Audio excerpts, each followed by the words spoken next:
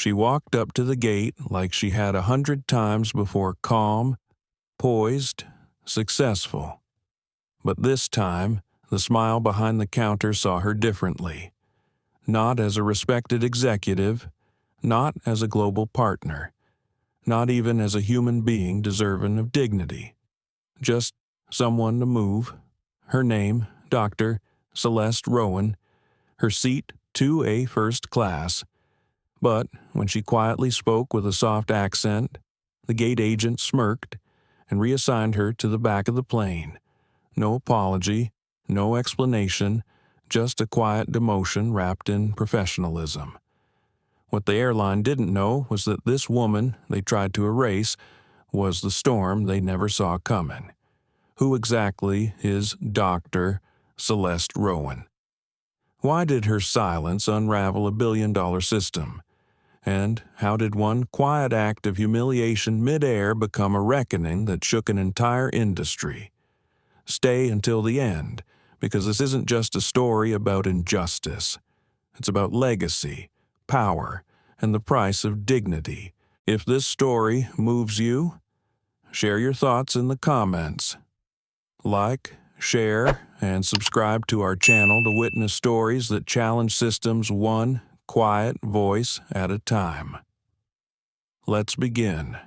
The hum of morning travel filled the air like static, muffled conversations. The clink of coffee cups, the occasional screech of wheels dragging tired carry-ons across tile. At Seattle-Tacoma International Airport, Gate 17A glowed in soft LED light.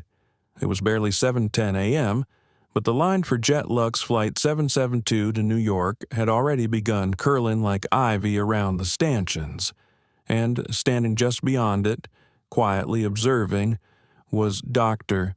Celeste Rowan. She didn't move with haste. She never had to. Her posture was elegance draped in stillness, a long beige coat tailored like armor, a scarf wrapped with ceremonial grace, and a gaze that saw everything and reacted to almost nothing. In her left hand, a dark leather briefcase with brushed brass buckles. In her right, a phone blinking softly with alerts, all muted. She glanced at the boarding display.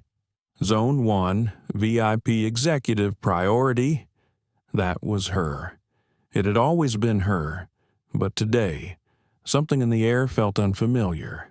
It wasn't anything obvious, not the weather, which was cool and dry, not the people, who shuffled past her in the sleepwalk patterns. Not this was subtler, a sensation that clung to her skin like the lingering aftertaste of a conversation you weren't meant to overhear. Behind the counter, a young woman with tight lips and a corporate smile, Melissa Thorne, was typing rapidly, her eyes flicking across the screen with performative urgency. Celeste stepped forward. "Good morning," she said gently, her voice low and clear, with the faint, honeyed melody of a West Indies accent still woven through decades of speech in boardrooms and business lounges. Melissa barely looked up. Last name, she asked, clipped, Rowan, Dr. Celeste Rowan, seat 2A. Melissa's eyes twitched, her mouth curling ever so slightly. Not a smile, not quite a smirk, something between the two, dangerously close to mockery. "You've got quite the accent," Melissa murmured, as her fingers stilled on the keyboard. "Where's that from?" Celeste offered a polite pause. "I was raised in St. Lucia, but I've lived in Chicago for over 20 years. Melissa nodded, but her tone shifted. Louder, slower, over-enunciated. "Okay. Well, we'll get you where you need to go."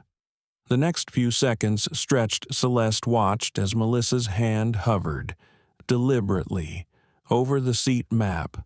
A flick, a click, then, "Oh, looks like your seat was changed. System must have reassigned you." Celeste tilted her head. "To 35C, exit row." "Still very nice," Melissa said quickly, voice sweet but tight like a violin string pulled too far. Celeste's heartbeat slowed not from panic, but recognition. That slow, sickening recognition. She had seen this before, heard it before, felt it before. Not from the bold, but from the quiet oppressions cloaked in politeness. From those who knew exactly how to wield power without ever raising their voice. "I booked 2A," Celeste replied calmly. Melissa shrugged. "These things happen. System's probably just cleaning up the list." Another click, another forced smile.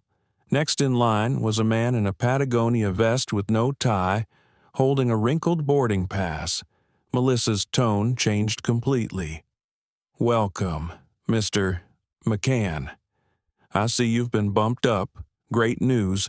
Seat 1B Celeste didn't flinch, but something shifted.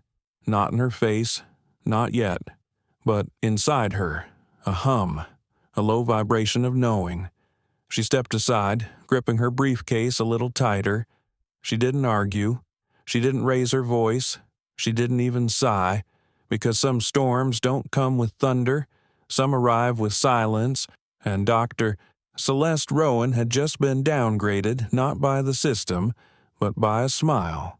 And what Melissa Thorne didn't know was that the woman she just humiliated was not simply another traveler. She was a woman who moved industries, and before this flight landed in New York, the skies above Jet Lux would never be the same. The seat was narrow, not because of size, but because of what it represented. 35C, window seat, economy class, not uncomfortable, just unfamiliar, intentionally so. Dr. Celeste Rowan slid into it quietly, placing her briefcase carefully under the seat in front of her. The air around her was filled with casual conversation. Overhead, bin debates, and the polite choreography of strangers adjusting to shared space. But inside her stillness, thick and quiet and wide, it wasn't the first time she'd been repositioned, just the first time it felt so designed. Across the aisle, a man in khakis and boat shoes was loudly FaceTiming someone about closing a Maui deal. Next to her, a teenager chewed gum, flipping through a music playlist, earbuds loosely draped. Celeste looked ahead. She breathed deeply. Don't make this about ego. Don't give them the satisfaction of response. Just get home. But even as she told herself that, a small tremor worked its way into her chest. She reached into her coat pocket and pulled out her travel card platinum tier, engraved with her name, Dr. Celeste Rowan, Executive Partner, Atlas Rowan Global, a card that, by industry agreement, secured her priority boarding, premium seat placement, and concierge-level support on any Jet Lux flight. So, what changed? What algorithm did Melissa Thorne suddenly consult? Or was it something else? Her accent, her skin, her calm, her presence. She replayed the words. You've got quite the accent. It wasn't curiosity. It wasn't kindness. It was reduction. A subtle, clipped way to fold her into something less. Not a threat, not a VIP, just foreign. Her phone vibrated gently in her lap. A message from her assistant. Andre Locke, flat manifest, looks off. Let me know if I should intervene. She stared at the screen. Her fingers hovered. Should she say yes, pull the thread, force the correction, or should she let it go? Let them believe? Let them believe she had accepted this seat? Let them believe she had backed down? Let them feel safe in their assumption. Across the aisle, a flight attendant with a bright smile approached the man in 1D and handed him a glass of champagne before departure. Celeste exhaled. Not bitterness, not jealousy, just understanding. This wasn't personal, it was systemic. It was the art of erasure, perfected over decades, masked in manners and policies and system glitches. A pair of crew members passed down the aisle, exchanging subtle glances. Celeste didn't miss them, and neither did the junior flight attendant, a young woman with soft brown curls and nervous hands, Hannah Cruz. Hannah paused briefly near Celeste's row, adjusting the overhead bin. Her eyes flickered toward Celeste then away, but in that moment, Celeste saw it. Recognition, regret, and fear. It wasn't loud, it wasn't brave, but it was something. As the plane prepared to push back, the captain's voice came over the intercom. Flight time to New York 5 hours, 32 minutes. Smooth skies expected. A gentle voice, friendly, detached. The cabin dimmed. The quiet deepened. And Dr. Celeste Rowan, seated where she was never supposed to be, leaned back slowly into her chair, not defeated, but watching. Because if history had taught her anything, it was this power doesn't always wear a badge. Sometimes it wears silence, and in 5 hours and 32 minutes, Jet Lux would learn exactly who they seated in 35C. The plane had reached cruising altitude. Seatbelt signs dimmed with a ding, and the quiet shuffle of movement began. Laptops opened, earbuds adjusted, soda cans cracked. But Dr. Celeste Rowan remained still, hands resting gently in her lap, eyes fixed on the seat back in front of her. The tray table bore a faint scratch, etched into the plastic like a scar that had never been sanded down. She traced it slowly with one finger, thoughtlessly, but her mind was anything but idle. Down the aisle, a pair of flight attendants began the drink service. Melissa Thorne wasn't among them. Of course she wasn't. Melissa had done her job, efficiently, cruelly, quietly, and now she was up front, somewhere between business and first, where champagne and deference lived.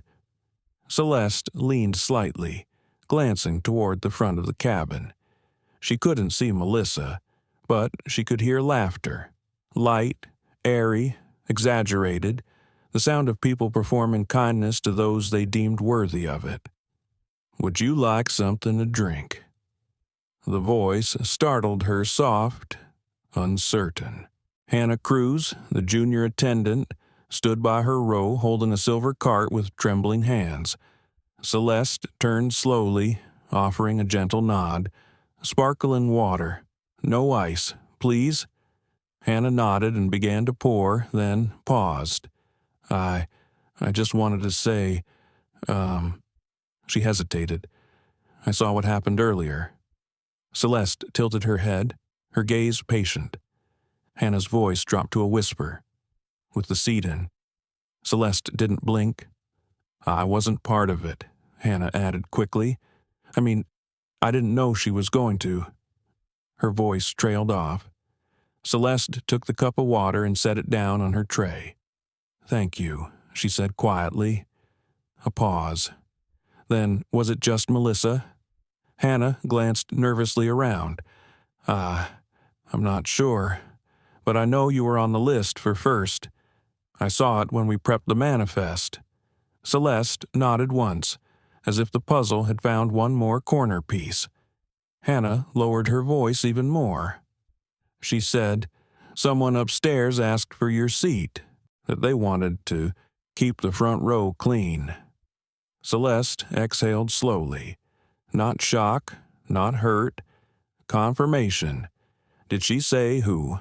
"No," Hannah replied, eyes darting, but she looked straight at me when she said it, like she wanted me to know, without saying it out loud. Celeste looked away, toward the aisle. Passengers sipped sodas, adjusted reading lights, dozed off. Everything looked normal. Everything sounded normal. but something underneath had cracked, a fracture she could now see clearly. When she turned back, Hannah was still there. "I didn't know what to say," Hannah whispered. I'm sorry." Celeste met her eyes steady, unwavering. "You don't owe me an apology." Hannah looked confused. "You owe yourself a choice." With that, Celeste turned back to her seat. She took a sip of the water. Bitter bubbles danced across her tongue. And then she did something no one noticed. She reached into her inner coat pocket, pulled out her phone, and typed a single message to Andre Locke.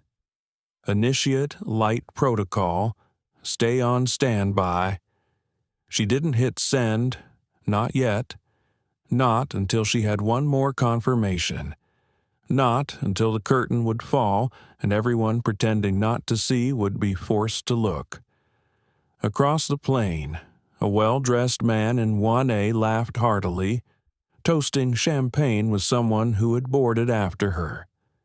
Celeste glanced at the seat number etched into his leather headrest. 2A, her seat, his smile, Melissa's choice, the system's mask, and, beneath it all, the truth. Still seated in 35C, Dr. Celeste Rowan smiled, not warmly, not in surrender, but with the kind of quiet that comes right before thunder. The cabin lights dimmed slightly as the flight eased into smooth blue air. The beverage cart clinked as it rolled down the aisle, punctuated by soft apologies and the hiss of soda cans. From her place in 35C, Dr. Celeste Rowan stared out the window, not watching the clouds but watching herself from somewhere above the clouds. What had she become in their eyes? A disruption, an anomaly, a woman to be moved without consequence. Not a name, not a title, not the architect of a travel empire that quietly moved world leaders and Fortune 100 executives across continents. No, to them, she was an accent, a silhouette, a mistake they didn't want seated in their photo. From the curtain separating first class, a familiar laugh floated back. Melissa Thorne. Again. The laugh was sweetened this time. Artificial vanilla, laced with belonging. Celeste didn't move, but her eyes sharpened. Across the aisle, a white couple in business casual leaned toward each other. "I think she tried to upgrade or something," the woman whispered. "She's been back there the whole time, just watching." The man shook his head. "Probably one of those influencers. Thinks she's more important than she is." Celeste heard it. Every word. She didn't respond, but her body did. Her fingers curled slightly against her thighs. Her shoulders relaxed further, as if letting gravity remind her that she didn't need to fight upward. She was already higher than they could see. She tapped her phone again, the message to Andre Locke still unsent. "Initiate light protocol. Stay on standby." She stared at it, felt the pull of response, and the restraint of wisdom. A voice interrupted her thought. "Excuse me, miss." It was a passenger across the row, middle-aged, expensive blazer. Voice dipped in polite authority. "Would you mind trading seats with my wife? She's a little claustrophobic and doesn't like the window." Celeste turned. He gestured vaguely, without meeting her eyes. "Just figured since you're alone." She looked at him fully now. Not cruel, not aggressive, just entitled. The type of man who believed his comfort should naturally displace others. Celeste said nothing. She simply raised an eyebrow, the kind that made kings hesitate. He blinked, and for a moment he realized he had asked the wrong woman to make herself smaller. "No worries," he mumbled, turning away, but others had seen it, the quiet audience, watching without watching, and in that silence The plane became a stage. Every gesture, every glance, an act in a performance of comfort versus consequence. A few rows up, Hannah Cruz stood behind the curtain, frozen. She'd heard it, all of it, and she felt it in her gut, the weight of not speaking, the sickness of compliance. What if that were my mother? What if that were me? Her hand brushed the edge of the curtain. Her breath held. She didn't know what she was waiting for. Maybe someone else to act. Maybe the shift in the wind that would let her do what she couldn't do yet. Meanwhile, in the front cabin, Melissa Thorne laughed again, this time louder, as she handed a glass of wine to a man in 2A, Celeste's seat. Celeste's wine, Celeste's rightful space, and still. Celeste sat, but this time her hand moved, not to text, to record. Her camera quietly angled toward the aisle. She snapped 3 photos, no faces, just the row numbers, just enough to mark the scene, to freeze the hypocrisy, to create a memory the system couldn't delete. And then, only then, she pressed send, initiate light protocol, stay on standby. If escalation occurs, proceed to silent override. The message disappeared from the screen, and with it, so did the illusion of control. The air felt thinner now, not from altitude but from weight, emotional weight, the kind that presses against your ribs from the inside. Doctor. Celeste Rowan leaned her head back against the seat, eyes closed, listening, not to the cabin, not to the hum of engines, but to her own breathing. Slow, measured, disguised calm. The plane vibrated softly beneath her feet, carving invisible trails through blue skies, but inside her, it felt like stillness before a quake. She thought about pressing her call button just to see what would happen, but she didn't. Instead, she reached into her coat pocket again, pulling out a worn, folded slip of paper.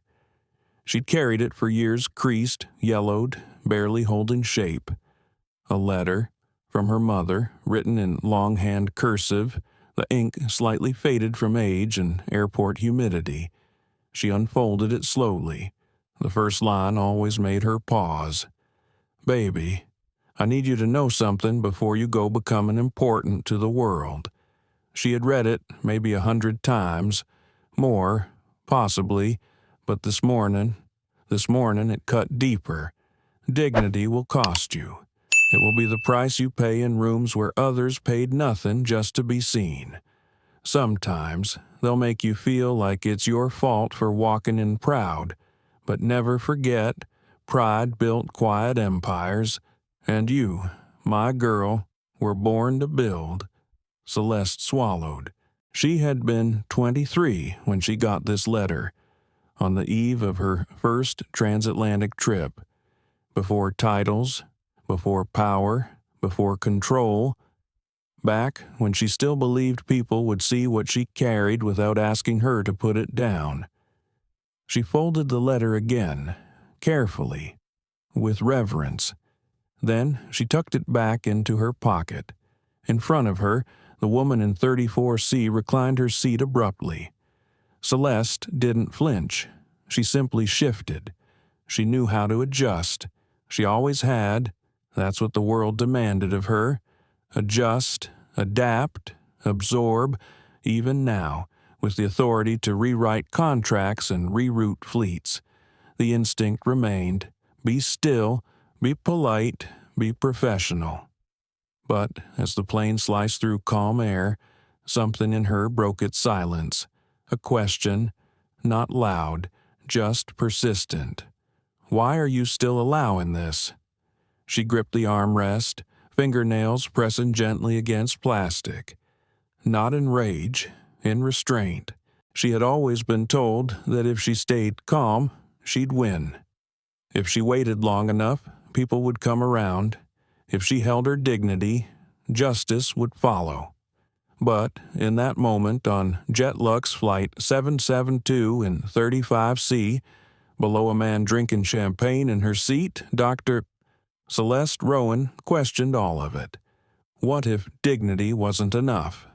What if quiet grace was just silenced by another name? She closed her eyes, saw her company's logo, Atlas Rowan Global, felt the weight of 7,200 employees, felt the invisible gaze of younger black women who followed her journey, who whispered her name in job interviews, who wore their hair like hers in rooms where they felt alone.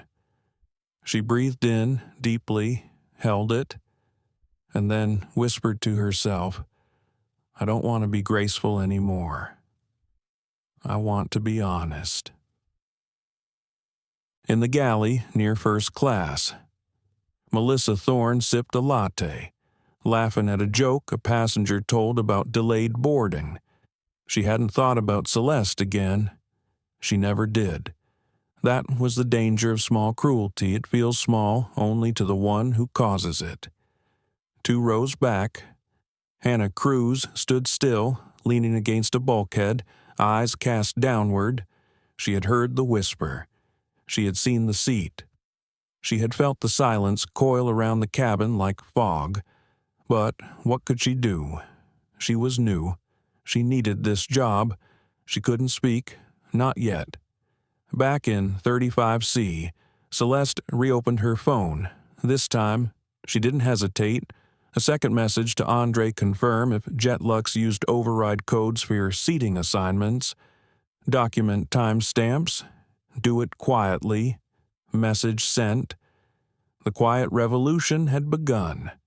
And this time, it wouldn't arrive with noise. It would arrive with proof. The cabin had grown quieter, not because people had settled, but because a kind of unease had crept in, unspoken, but heavy. Dr. Celeste Rowan noticed it in the way passengers avoided eye contact, the glances, the hurried gestures, the small, performative smiles that didn't reach the eyes. She'd seen this before. In hotel lobbies, after being mistaken for a housekeeper, in corporate lounges, when other executives assumed she was there for catering, in boardrooms, when men asked her to take notes, then realized she owned 52% of the table. But here, at 35,000 feet, it was sharpened, intensified, because they thought they had gotten away with it, that she had accepted her place, that the silence meant consent. Somewhere near row 2, a passenger laughed loudly. Celeste didn't turn. She had no interest in watching someone enjoy what had been taken from her. Instead, she turned to her tray table, pulled out a slim notebook, and began to write. Not thoughts, not a journal, a timeline.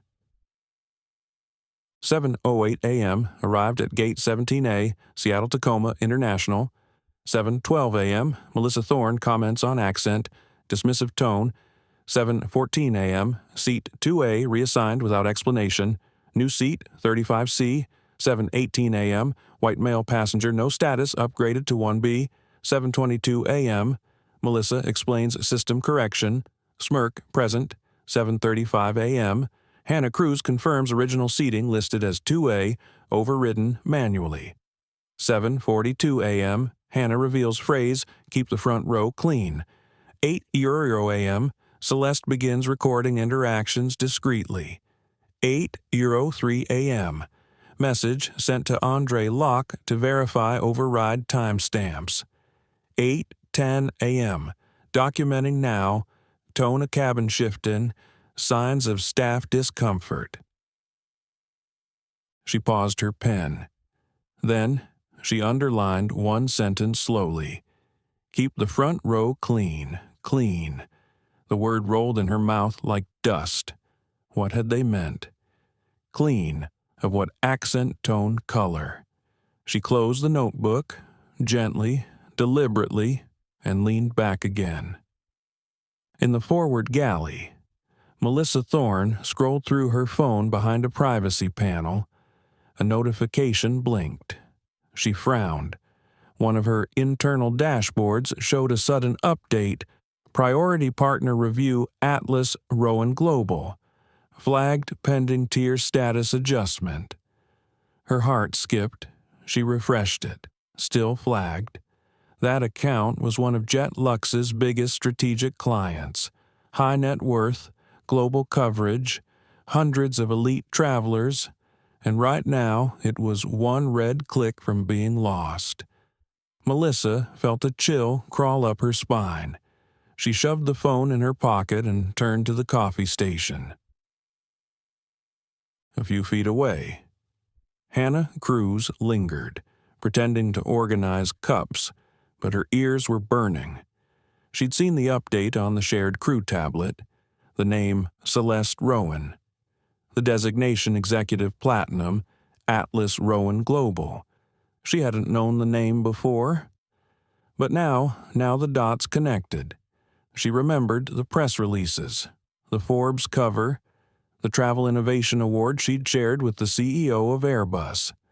Celeste wasn't just a first-class passenger. She was a force, and they had put her in 35C because of a voice, a skin tone, a quiet refusal to perform importance. Hannah clutched the edge of the counter. Her mind raced.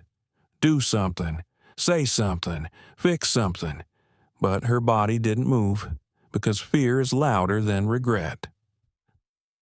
Back in 35C, Celeste's phone lit up again. A message from Andre Locke. Confirmed. Manual override on your ticket at 7:13 a.m. Operator ID Thorne M. No documented reason. Reassignment conflict matched with new seat assignment to P. Whitfield, no profile tier. Celeste read it twice, then closed her eyes. The proof was there. They hadn't made a mistake. They had made a choice. Not because I didn't belong, she whispered to herself, but because I didn't look like I belonged. To them. And now she belonged to every woman who had been displaced silently, to every quiet professional moved aside with a smile, to every accented voice that made someone uncomfortable enough to hit delete. Celeste took a deep breath. Her heartbeat was steady, not because she felt calm, but because she felt ready. She looked down the aisle, and for the first time that day, she smiled, because the plane was mid-air, but the system. It was about to hit turbulence. The sound in the cabin hadn't changed, but something else had.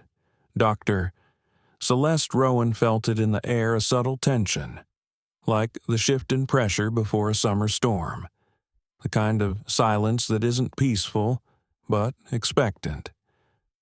Her phone rested on her lap, screen dark, message history tucked away behind a biometric lock, but the last message from Andre Locke was still fresh in her mind. Override confirmed. Target seated in 2A, tierless. Your profile still marked VIP executive, full documentation archived, awaiting signal, that last line, awaiting signal. Celeste stared at the window. The clouds outside drifted like slow-moving ghosts. For a long moment, she didn't move. She just breathed. And then, with no emotion on her face, no announcement, no fanfare, she opened the Atlas Rowan Global app, private administrator access, biometric verification, two-step clearance. She navigated to her partner dashboard. There they were, JetLux Air, one of 3 top-tier contracts worth over $38 million annually.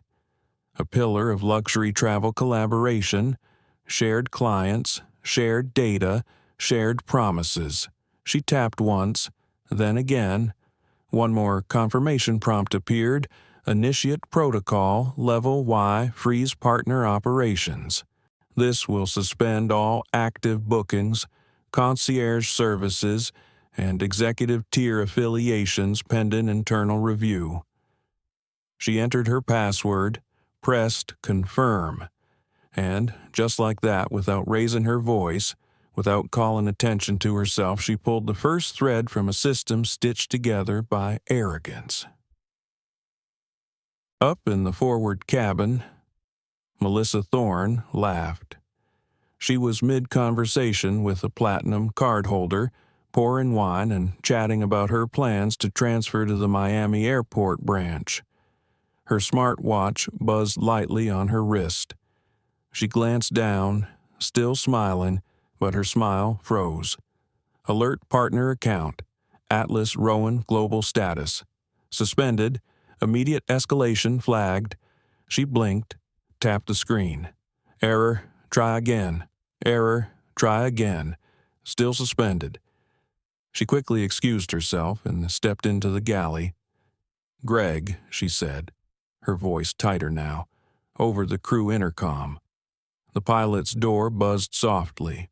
A moment later, Greg Vaughn, the shift lead and senior flight liaison, stepped out.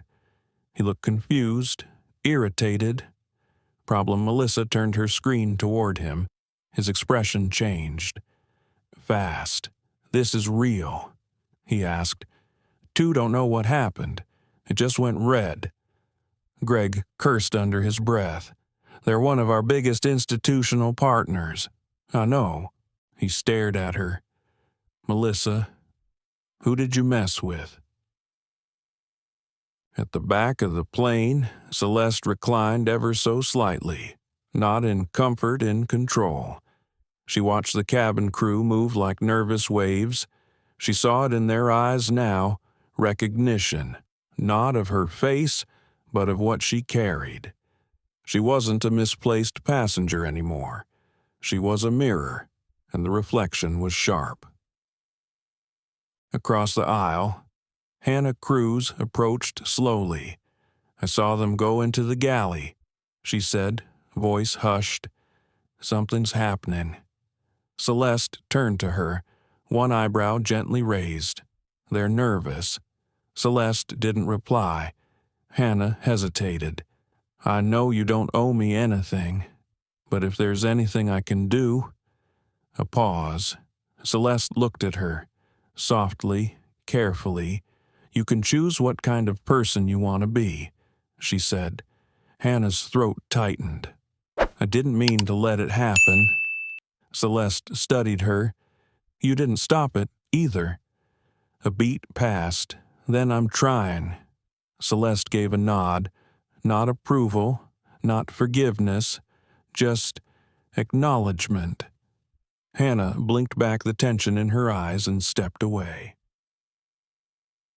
In the galley, Greg was already on the satellite call with corporate operations. "I don't care if it's verified if we lose this account. The ripple hit 6 other partnerships. Get me compliance, now." Melissa stood frozen near the coffee station, pulse ringing in her ears. What if she tells someone she whispered? Greg stared at her like she'd just noticed the fire. After pouring the gasoline. Melissa. She is someone. Celeste closed her notebook again. Wrote one final line. Initiated protocol. Disruption is not revenge, it's reclamation. The storm had begun, and it was quiet, but devastating. It started with a blink, then another. The in-flight entertainment screens across the cabin flashed once, twice, then reset to the welcome screen. A few passengers tapped them idly. Nothing. A man in row 4 frowned and pushed the call button. No response. One by one, small disruptions began to unfold. Seat assignments that once displayed on the crew tablet vanished. Meal preferences scrambled. Vegan became beef.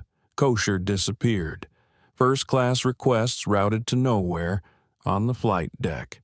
Greg Vaughn stared at the crew terminal screen. It pulsed red in the corner partner sync error.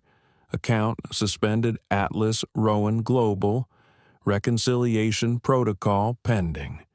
He didn't know what any of it meant exactly, but he knew it was bad. Behind him, Melissa Thorne stood frozen, her tablet in hand, the corners of her mouth twitching downward. "This isn't just a system glitch," Greg said, voice tight.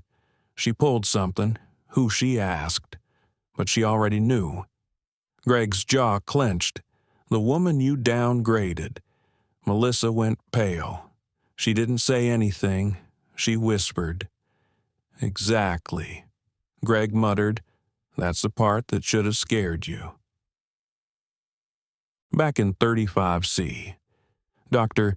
Celeste Rowan sat as still as ever, but inside she could feel it, the unraveling, the slow, elegant collapse of an architecture built on performance and privilege. She hadn't needed to raise her voice, or call for a manager, or make a scene. She just moved a single lever, and the gears beneath their assumptions began to grind to a halt. And now the turbulence wasn't in the air. It was in the chain of command.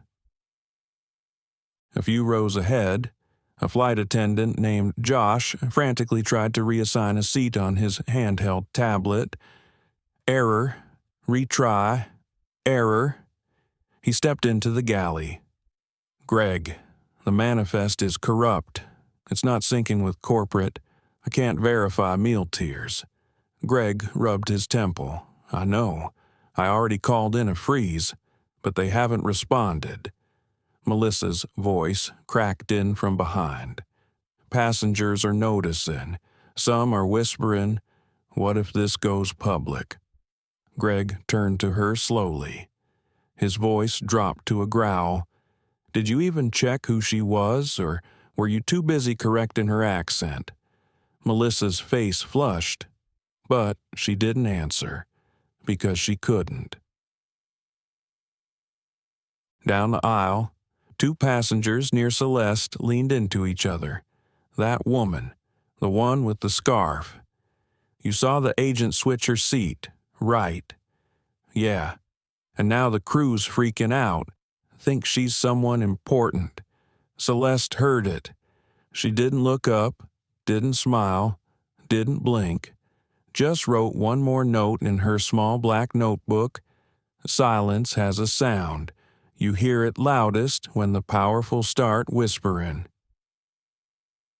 At the front of the plane, the man seated in 2AP. Whitfield looked increasingly uncomfortable. He had noticed the glances, the tension in Melissa's tone, the sudden disappearance of personalized service. He flagged her down. "Everything okay up here?" he asked, trying to sound casual. Melissa gave a tight, polite smile. "We're just working through a small network issue, Mr. Whitfield. No need to worry." But he did worry. He wasn't supposed to be in 2A. He knew that. His upgrade wasn't by merit. It was by opportunity, the kind that opens up when someone else is quietly pushed down. And now the seat felt hot, like a stolen thing. Meanwhile, Hannah Cruz stood frozen at the curtain between business and economy. Her hands clenched around a coffee pot that had gone cold.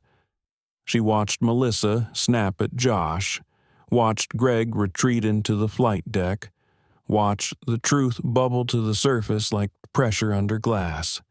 And inside her, a battle was boiling. Say something, fix something, but fear was thick in her throat, until a quiet voice cut through it. Celeste, looking straight at her. "Do you know why this is happening?" Hannah blinked. I think so." Celeste tilted her head. "Then ask yourself one thing." Hannah leaned in, and Celeste said softly, clearly, "How many more times will you stand there and do nothing before you become the thing you're afraid of?" In the cockpit, Greg's second call to corporate finally connected. But the voice on the other end was cold. "We've received an escalation. Atlas Rowan Global has frozen all operations. This isn't a glitch, Mr. Vaughn. It's a message. Greg's blood ran cold. In row 35, Celeste rested her hand on the notebook again. The woman beside her glanced over. "Excuse me, are you with the airline?" Celeste's eyes lifted, her voice calm. "No," she said, "but they're with me." The hum of the plane faded as the hum of memory began to rise. Outside, clouds drifted weightless, but inside, Dr. Celeste Rowan. Gravity pulled backward, into the past. She closed her eyes, and suddenly, she was 8 years old again. You speak too softly. Celeste, people will think you don't know what you're talking about. Speak up, speak louder, speak American. She had heard those lines from teachers, from tutors, from strangers in grocery store lines while her mother held her hand a little tighter, saying nothing. But later, in the car, her mother whispered, "There's power in speaking gently. Let them mistake you for soft. Then watch what happens when you move." Her father was a pilot. Regional flights, rural airstrips, the kind of routes no one bragged about, but everyone depended on. He had trained 2 years longer than his peers, because the instructors kept losing his exam scores. He wore his wings with dignity, but never forgot how hard they were to earn. One night, when she was 16, she overheard him say to her mother, "You know the sad part, I still introduce myself as a pilot. They still ask if I'm baggage crew." That same year, Celeste won her first academic scholarship. She remembered standing on the auditorium stage with 4 other girls, all white. She smiled for the photo, then watched as a newspaper ran the caption, "4 scholars and guest speaker." Back in the present, her fingers curled slightly over the edge of her notebook. The memories weren't painful anymore. They were fuel, because her silence wasn't submission. It was discipline, a choice. And this moment, seated in 35C, on a plane she once helped rescue from bankruptcy through partnership, was no longer about her seat. It was about every silent demotion passed off as a misunderstanding. Every time someone asked her where she really came from, every whispered joke in premium lounges, every executive who smiled at her pitch, only to later offer her a role in community outreach. "Excuse me," a voice said beside her. Celeste opened her eyes. It was P. Whitfield, the man now seated in 2A Hair Original seat. He stood in the aisle, hesitant. "I just wanted to say..." He paused, fumbled, then quietly admitted, "I shouldn't be in that seat." Celeste looked at him, her face unreadable. Whitfield's voice lowered. "I didn't know, but I suspected. The agent..." She said there was a change, no explanation.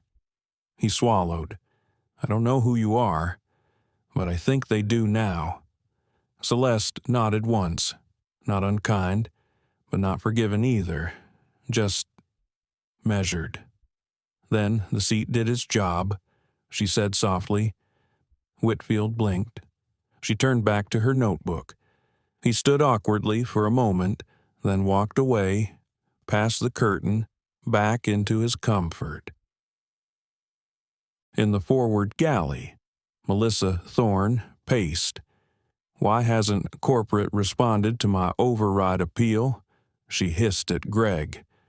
Greg didn't look at her, because he already knew this wasn't a customer service issue. This was a structural failure, a mirror held up midair, showing them exactly who they had become. And the woman in 35C, she wasn't there by mistake. She was there to watch it fall. back near the curtain. Hannah Cruz leaned against the bulkhead. Her heart pounded. Celeste's words haunted her. How many more times will you stand there and do nothing before you become the thing you're afraid of? She remembered her own mother, a nurse who worked night shifts and taught Hannah to walk tall even when people stepped over her. Tears stung at the corners of her eyes. She didn't want to be the girl who just watched. Not anymore. She turned on her crew tablet, opened the Notes app, and began typing. Not a message to Celeste, a report, a real one, with names, timestamps, voices, words like intentional reassignment, and racial bias indicators. She didn't know if it would change anything, but it was something. Back in row 35, Celeste saw it. The change in Hannah's body language, the steadier stance, the eyes that didn't dart away this time. She didn't say a word, but in her chest, beneath the layered pain and control, something warm flickered. Not satisfaction, legacy. She pulled out her phone one last time. A new message to Andre Locke. Begin escalation. Full review. Delay formal statement. Let the silence speak first. And then she put the phone away, closed her notebook, crossed her legs, and watched the system wobble. The captain's voice came over the speaker. Calm, neutral, rehearsed. Ladies and gentlemen, we'll be beginning our initial descent into New York shortly. Please return to your seats, fasten your belts, and ensure all items are stowed. But in row 35, Doctor, Celeste Rowan did not move because she was already prepared, and she had nothing to return to. Not a seat, not a favor, not a place they gave her. She had never truly left her position of power. They just didn't recognize it until the ceiling began to crack. In the forward galley, Greg Vaughn pressed 2 fingers to his temple. They're not answering. He muttered, "Legal's silent." The last internal message said to stand down and de-escalate. Melissa Thorne, standing just feet away, paled. What does that even mean? It means, Greg said slowly, they're about to hang us out to dry. Cabin systems were now operating on local backups. No meal updates, no tier recognition, no streaming access. Whitfield sat rigid in 2A, nervously scrolling through an airline app that refused to load.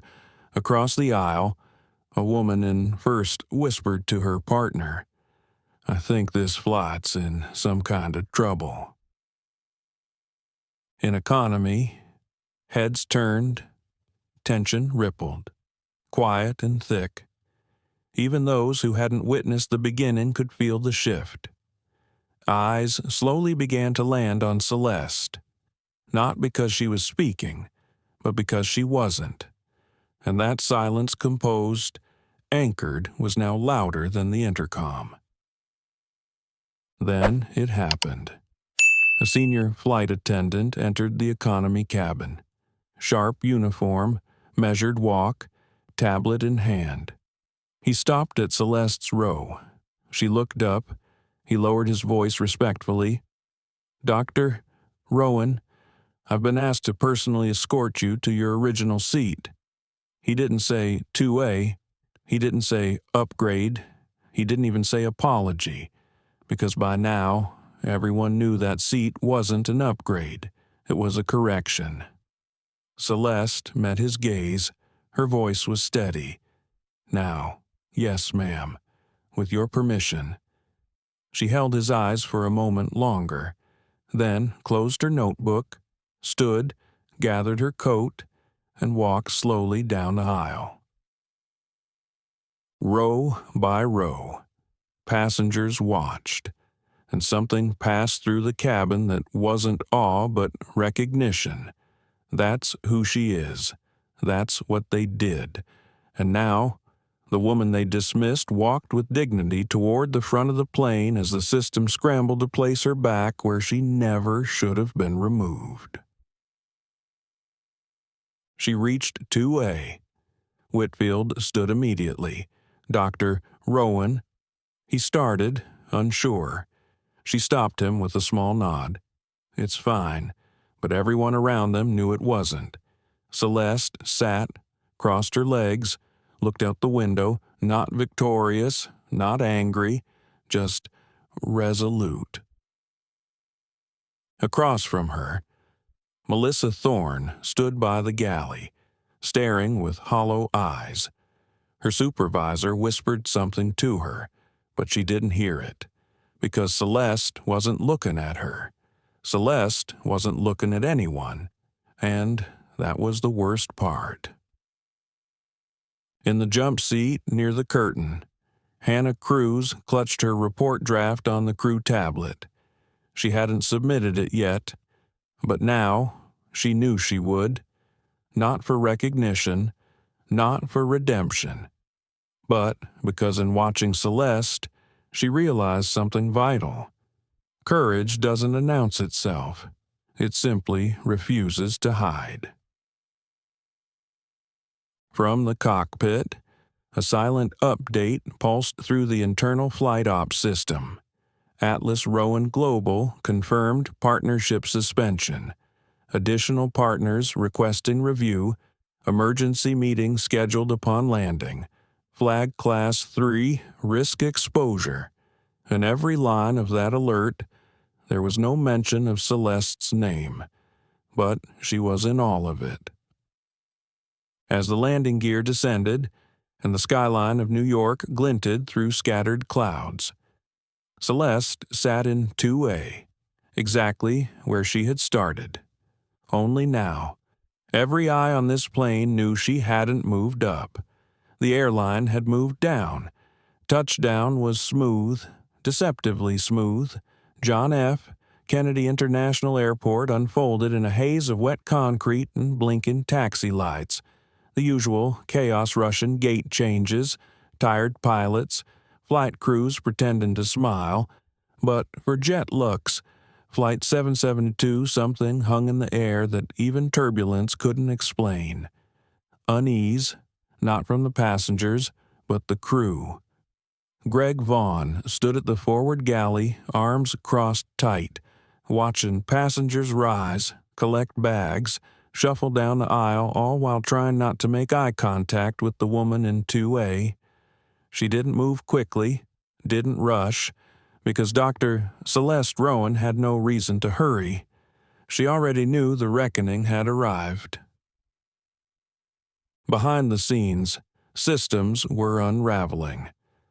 JetLux's corporate compliance server had logged 5 priority-level incidents in under 2 hours. Tier manipulation flagged. Client override without cause. Partner contract suspension confirmed. Atlas Rowan Global Influence Score 97-100. Internal risk exposure. Critical.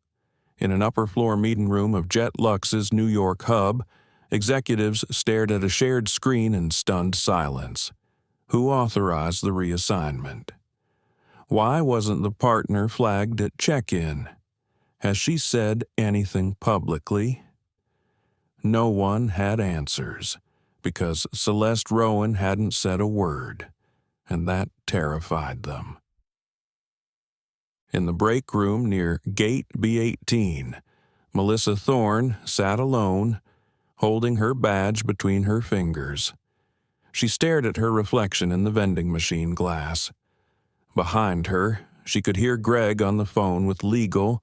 His tone was clipped, his voice edged with a quiet panic. They're reviewing all VIP reassignments from the last 18 months. Melissa's fingers tightened on the lanyard. She had made decisions like this before, subtle, barely noticed, excused as glitches or guest confusion, but never like this. Never with someone like her, someone who knew how to press the right pressure points without ever raising her voice. She thought about Celeste's face when she first approached the counter. Calm, polite, gracious, not just dignified, dangerous, because Melissa had confused quiet for harmless. And now she understood what silence could cost. Across the airport, in the VIP lounge, Celeste sat alone at a corner table, sipping hot tea from a bone-white cup. Her phone buzzed once. A message from Andre Locke Jetlux, suspended from our Rutan platform as of 4:12 p.m. 2 competitors have reached out to fill the lane. More to follow. Celeste didn't smile. She simply took another sip. This wasn't about revenge. It never was. It was about alignment. And Jetlux had misaligned itself so completely, so casually that the response could only be clinical. Not loud, not personal, just irreversible. Meanwhile, in another terminal conference room, a legal liaison whispered into a compliance officer's ear. She didn't speak publicly, didn't file a complaint, didn't post a single word. The officer stared at the data cascade on their laptop. Revenue forecasts flickered, brand partnerships paused, investor calls incoming. Then why is everyone acting like we've been hit by a hurricane? The liaison whispered, because we were, and she did it, without saying a word. On the crew shuttle outside the airport, Hannah Cruz stared at the screen of her crew-issued tablet. Her thumb hovered over the submit button on her incident report. She thought about the flight, the looks, the silence. She remembered Celeste's voice. Ask yourself how many times you'll stay quiet before you become the thing you're afraid of. Hannah hit submit. It was a simple act, but in her chest, it felt like thunder. The next morning, an internal memo was circulated at Jetlux, effective immediately. All gate agents and cabin crew are required to undergo equity protocol recalibration. A full audit of all high-value passenger interactions is underway.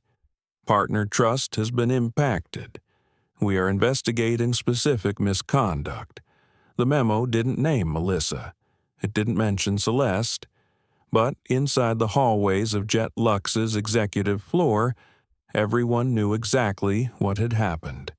A single decision at Gate 17A in Seattle had now placed an entire brand in freefall. And the woman who triggered it never even raised her voice. The sun was just beginning to rise over the skyline of New York, its light breaking like a promise across glass towers and quiet streets. Inside a private conference suite on the 42nd floor of the Atlas Rowan Global Building, Dr. Celeste Rowan stood barefoot, a cup of green tea in hand, watching the city awaken. No boardroom, no spotlight, no speech, just breath and clarity. Behind her, soft footsteps approached. Andre Locke entered quietly, holding a digital tablet. "Final numbers are in," he said, voice low. "Jetlux is requesting an emergency summit." Celeste turned slowly. "Are they still calling it a misunderstanding?" she asked. Andre nodded, lips tight. Celeste exhaled, not in frustration, in focus. She walked to her desk, sat down, and opened a blank document. Not a statement, not a press release, a letter. To our global partners, clients, and leaders, silence is not absence. It is not ignorance. And it is certainly not weakness. In recent days, we've witnessed how quickly trust can be compromised when bias goes unchecked. Not through violence, not even through loud hostility, but through polite exclusion, through silent erasure, through professionalism weaponized against dignity. Our responsibility now is not to demand apologies. It is to build standards so clear, so humane, that the act of erasing someone becomes impossible to hide. Moving forward, Atlas Rowan Global will implement a new partnership standard, transparent conduct reviews, equity-first training protocols, real-time client experience auditing, immediate suspension of partners failing these expectations. This is not retribution. This is architecture. Systems must evolve. So must we. She signed her name at the bottom. No title, no tagline, just Celeste. Across the city, corporate leaders would read this letter by mid-morning. Some would applaud, some would panic, but none would be able to ignore it, because power had spoken, and this time it wore no microphone, no PR spin, just truth, plain, unapologetic. Later that week, Celeste gathered a small circle of partners at a quiet mountain retreat in Vermont. No media, no branding banners, just chairs, coffee, and open windows. At the center of the table sat people who had seen the same thing she had. Not just an airline's failure, but a culture's reflection. They shared stories, failures, redemptions, and blueprints. They didn't come to salvage old systems. They came to replace them. When it was her turn to speak, Celeste stood, no podium, no presentation slides, just her voice, steady, measured. I don't need to retell what happened. I didn't lose my seat. I was offered the gift of seeing the structure for what it truly is. The difference now is I'm not asking to belong to it anymore. I'm inviting you to help me build a new one. The room went still. Then hands began to nod, eyes locked, commitment spoken. In the months that followed, Jetlux would bleed credibility. Other partners quietly withdrew. Their CEO would issue a formal apology, but it arrived too late.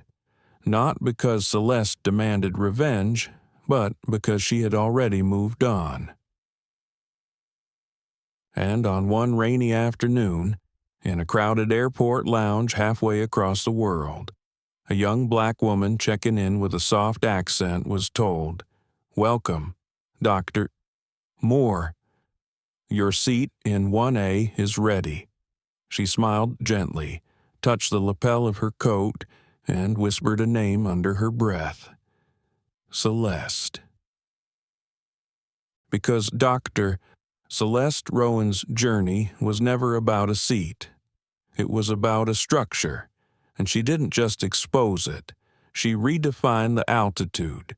She never raised her voice. She never posted a single word. She didn't demand a seat. She demanded a shift. And by the time Dr. Celeste Rowan walked off that flight, entire partnerships had collapsed, audits had begun, and silence itself had been rewritten as a force for change. This isn't a tale of revenge. It's a masterclass in resilience. A reminder that real power doesn't always scream. Sometimes it watches. Sometimes it waits. And sometimes it moves the world without making a sound. So, the next time you witness quiet dismissal, ask yourself, is this just one moment, or is it the beginning of a movement? Because when one woman stood her ground in row 35C, the skies were never the same again. Let us know, have you ever been underestimated because of how you look or speak? If this story touched your heart or challenged your perspective, don't forget to like, share, and subscribe, so you never miss stories that speak truth to power. We'll see you in the next chapter. Until then, stay grounded, stay bold, and never underestimate the quiet ones.